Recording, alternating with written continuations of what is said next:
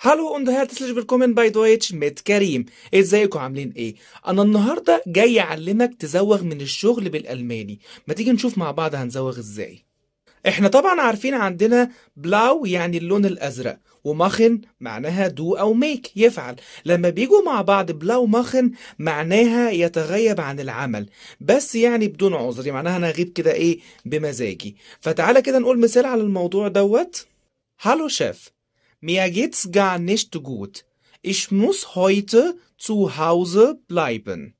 والمثال ده معناه بالعامي كده انك انت بتقول له يعني ازيك يا مدير، انا النهارده مش كويس ومعلش انا هضطر ان انا ايه اقعد في البيت. وطبعا لو انت هتقولها وانت لابس الكرافتة بتقول طبعا مرحبا ايها المدير، انا لست على ما يرام وسوف امكث في المنزل مثلا يعني تمام. يبقى انت كده عرفت دلوقتي لما انت تبقى عاوز تتهرب من الشغل او هتغيب يعني كده هتقول ايه ich mache heute blau. ولكن اوعى وحذاري انك تستخدم الفيرب زين مع كلمة بلاو، لانك انت لو قلت للمدير بتاعك ايش بين بلاو معناها انك انت سكران، وابشرك انك انت هتترفد. يبقى تقول له ايه يا حلو؟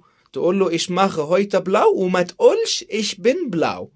ما تنسوش لو عجبكم الفيديو تعملوا اشتراك لقناة اليوتيوب، وتعملوا فولو على الفيسبوك وفولو على التيك توك. واشوفكم في فيديو تاني. مع السلامة.